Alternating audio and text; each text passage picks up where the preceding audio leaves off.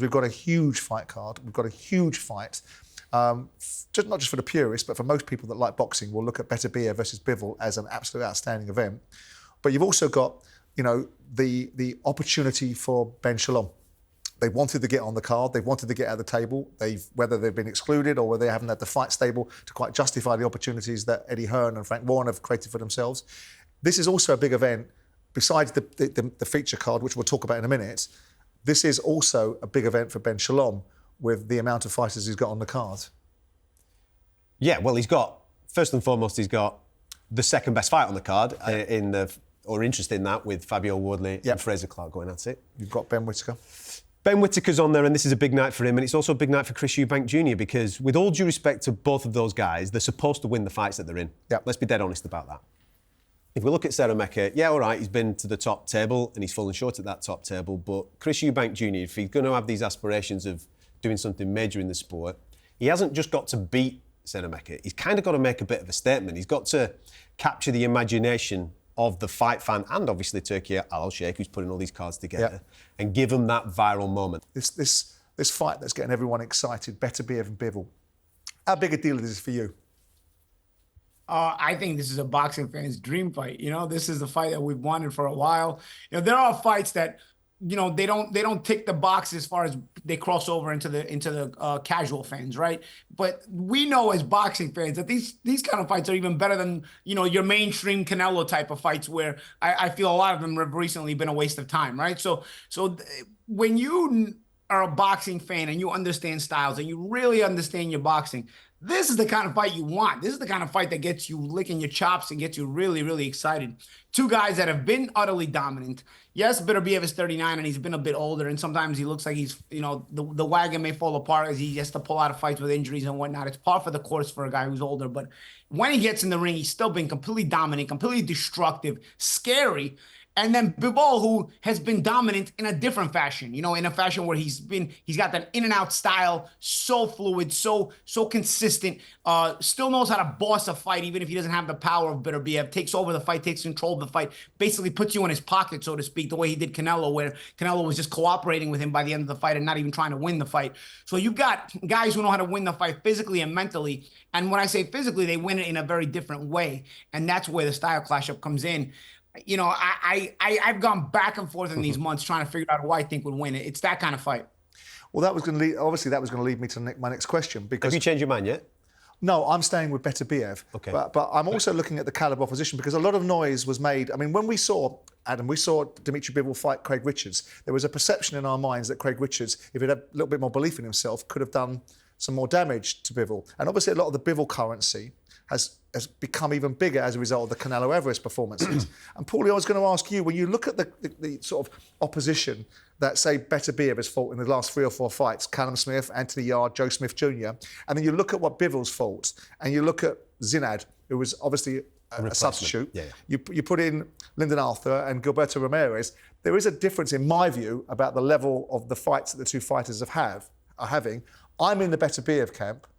Where are you in this fight?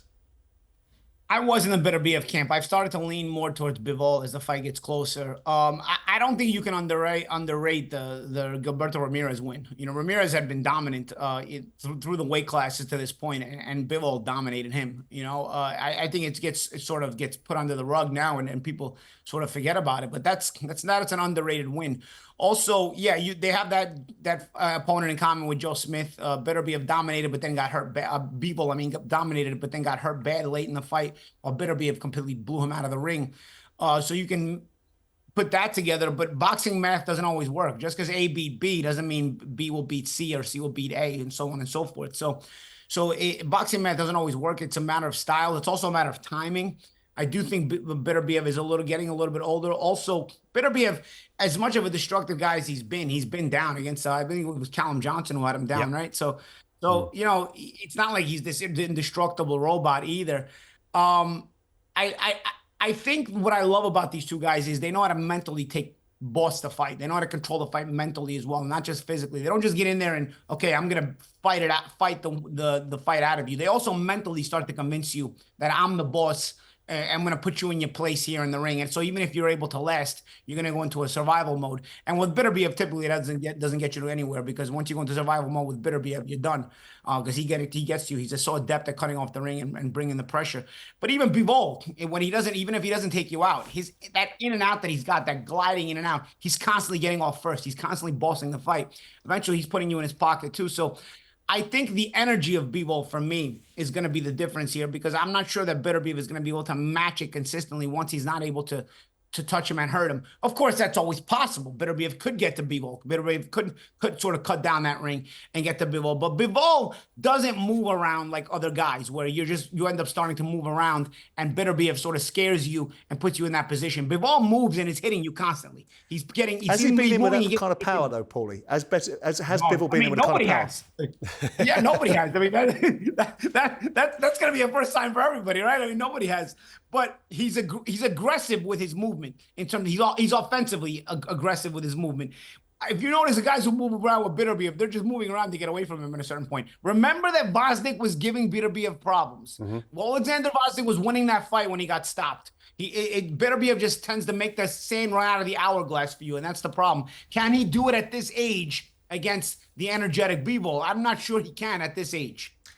Did you think that? I mean, I was there. How good's that? Just listen to Paulie speak about the fight. Yeah, carries it, doesn't he? Yeah, we can just sit here and learn, can't we? You listened about the silhouettes of what Paulie's talking about, Absolutely. and you're thinking, this is a super fight. I really hope it crosses to the mainstream. I really do. So do I. Do you think that the Yard fight took anything out of Beterbiev? Because in that fight, Anthony came to fight. I think he did some damage to Beterbiev, and then Beterbiev met fire with fire and took it away from him, bit down his gum shield and took it to a different space.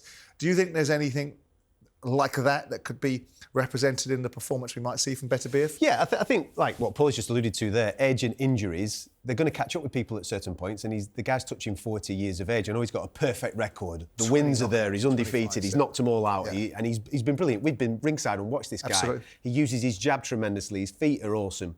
And people might just think, oh, he's just power. He's not. He can dance as well. The way that he pressures with his feet is sensational. But he is fighting Dmitry Bivol, whose range control in this division, I've never seen anything like it. And he's so efficient with it, with his work. It is absolutely a beautiful, beautiful fight, of which I think Paulie was alluding to it there. We saw it with Usyk and Fury.